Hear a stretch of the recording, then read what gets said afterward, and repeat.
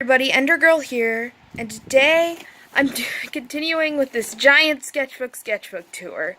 It's actually my birthday today. Actually, it might not be when I'm uploading this. I'm either going to upload this today, which is actually the day before my birthday, I'm going to upload this on my actual birthday, or I'm going to upload this the day after. I don't know which.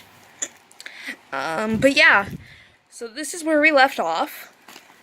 And on the next page, we have this guy looking upset. And we were at the post office, and there was, like, the back of some stamps, and it didn't have the stamps on it anymore, and I found a pen, so I just sketched all over it, and I put it in here.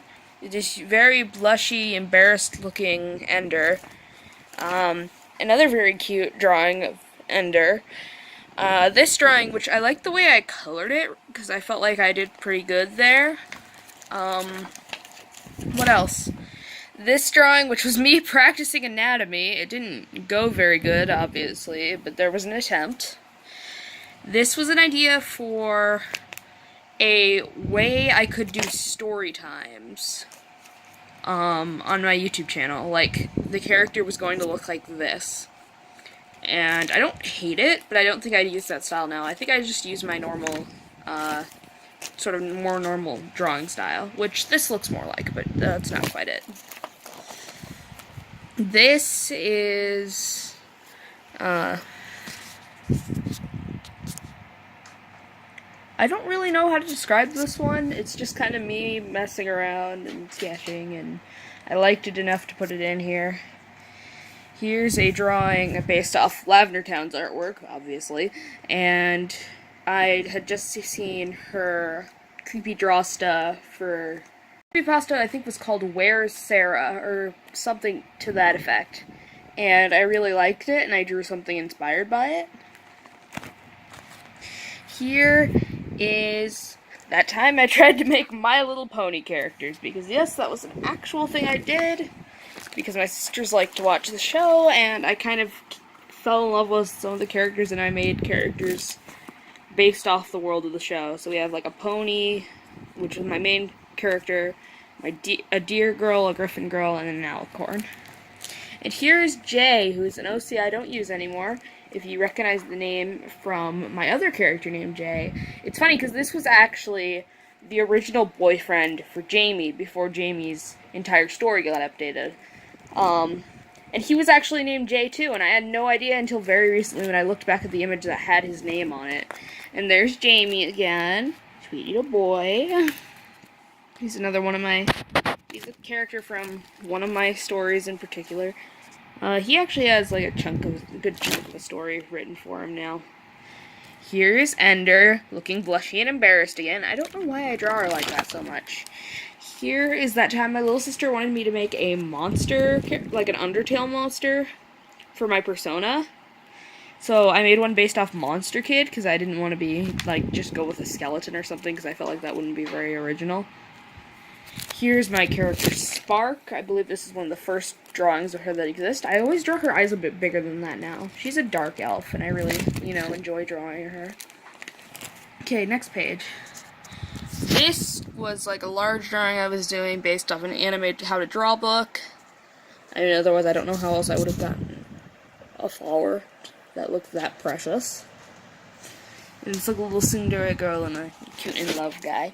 This might look pretty edgy. This is my character, Rosie, and this is Cassie.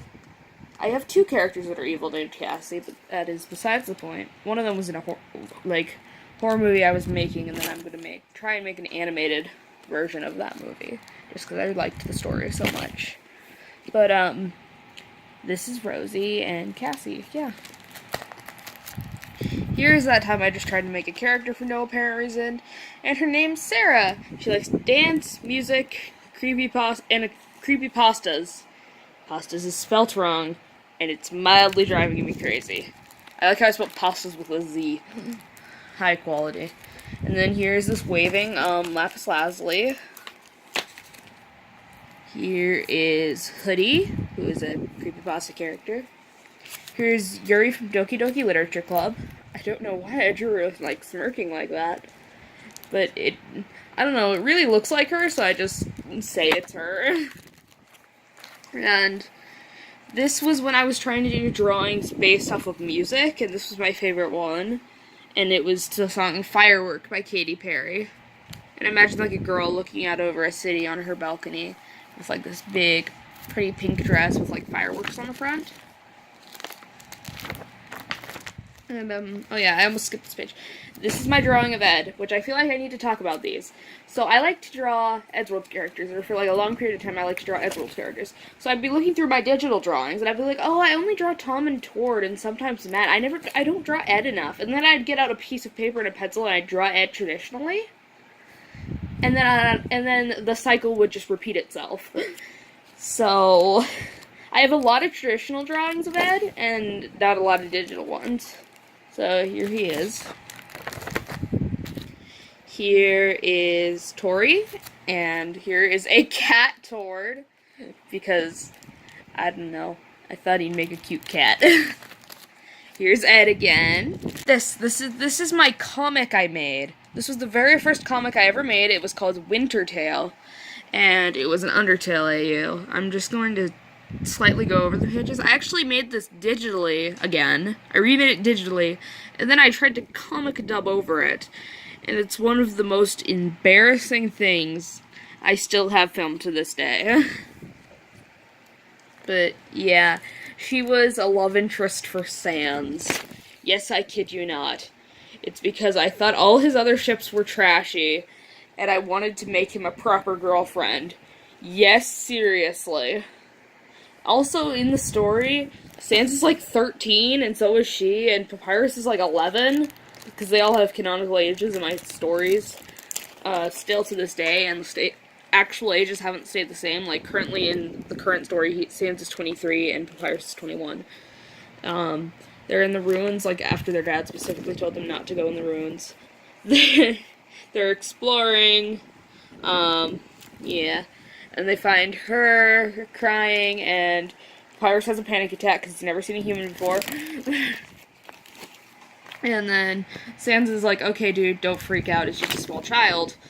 So they go and they explore, and they find her.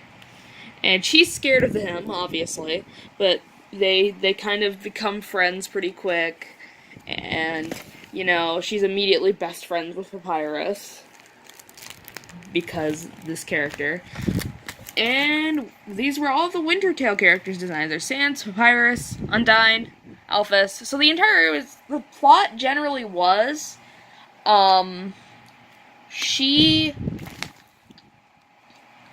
wanted to go home. She fell into the underground, wanted to go home. However, she was the first soul to fall down there in, like, I don't think any other soul, even Chara, had fallen down at this point in time. But, she's actually the patient's soul. So what happened is, so basically the generator stopped, like, the core stopped working. So all of Hotland became freezing cold, and everything froze, which is why they're all in winter gear. And so she went out, and she, like, fought these frost giant things that were just made of ice to find the core and fix it. And then they said they'd let her go home, but they couldn't actually go home, or, like, let her go home because they didn't know how to break the barrier yet.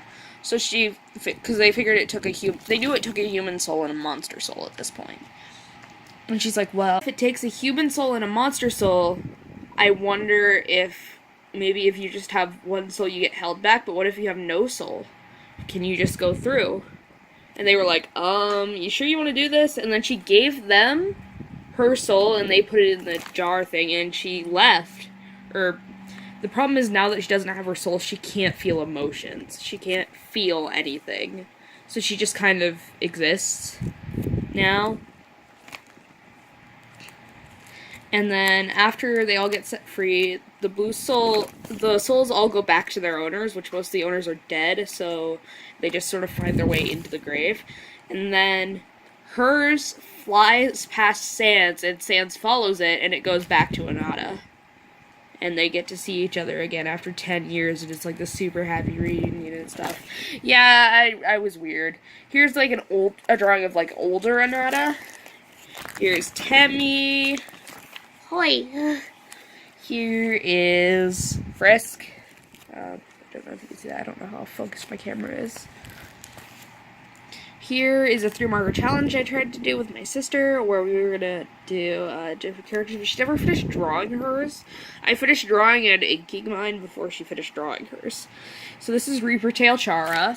This is Frisk and Chara and Flowey, and I was gonna draw all the Undertale characters.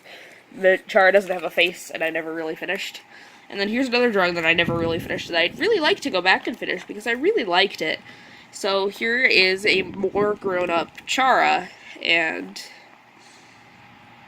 I tried to keep it more gender neutral because I wanted it to still look like Chara. But, yeah, there is... If it takes a human soul and a monster soul, I wonder if maybe if you just have one soul you get held back, but what if you have no soul?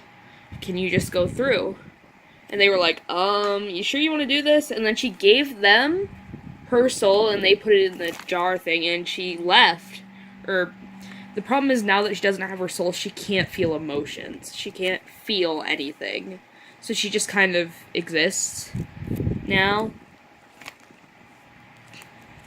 And then after they all get set free, the souls all go back to their owners, which most of the owners are dead, so they just sort of find their way into the grave. And then hers flies past Sans, and Sans follows it, and it goes back to Anata. And they get to see each other again after 10 years, and it's like the super happy reunion and stuff. Yeah, I was weird. Here's like a drawing of like older Anata. Here's Temmie. Hoi. Here is Frisk. I don't know if you can see that. I don't know how focused my camera is.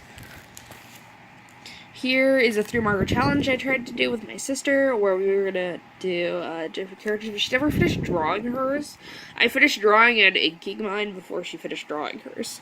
So this is Reaper Tail Chara. This is Frisk and Chara and Flowey, and I was gonna draw all the Undertale characters. The Chara doesn't have a face, and I never really finished. And then here's another drawing that I never really finished that I'd really like to go back and finish because I really liked it. So here is a more grown-up Chara, and I tried to keep it more gender neutral because I wanted it to still look like Chara. But, yeah, there is one more thing that was weird about her canonical story, Anata's canonical story, is that she was actually Chara's older sister, which resulted in a lot of edge if you did the genocide run. And here is this character and this character. I believe that is actually Chara, my bad. Here's Frask and Frosk. Yeah, I don't know. I think I just saw these online. And then I was going to do an Ask the Dreamers Ask blog. And okay, so as I was saying, I had an Ask the Dreamers blog. So it was Flowey, Chara, Toriel, and Asgore. Here is Sans. Sorry, I'm getting tired. And Underfell Sans, who my little sister repeatedly asks to color. She's like, I want to color it, I want to finish it for you. But I'm like, no, I'm really proud of it. I don't want you to touch it. Here is Christmas Sans, which I did when I started Amino, actually. Like, I went on Amino, I went to the Undertale one, I saw that they had a Christmas competition, because I joined in November, and I got super excited, and I started drawing this. I actually drew an Elphus one, too, and a Flowey one, that all kind of went together, and it was them in Christmas outfits. And here's a drawing of really chibi Sans that I got from an art tutorial online. Here is Betty from Glitch Tale. Here is some eyes, Soodles and stuff, and Tattletale, because why not? Here is Catty and Bratty. Here is another Frisk Chara looking character. here is Undyne and Anime Chara. She looks like such an anime character, wow.